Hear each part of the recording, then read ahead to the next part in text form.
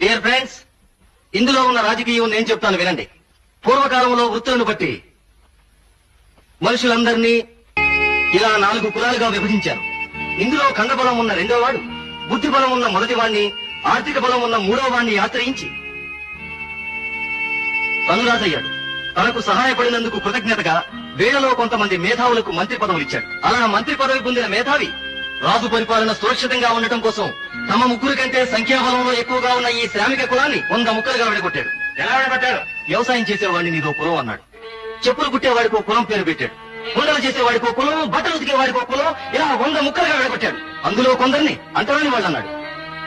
అలా కుల పట్టింపులతో, వర్గ ద్వేషాలతో ఈ శ్రామిక కులం నిత్యం కొట్టుకు చస్తుంటే రాజు హాయిగా పరిపాలన సాగించాడు.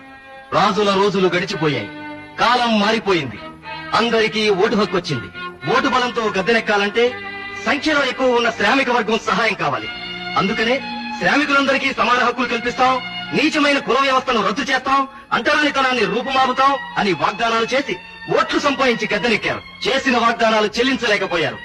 మళ్లీ మళ్లీ ఓటవసరం వచ్చింది.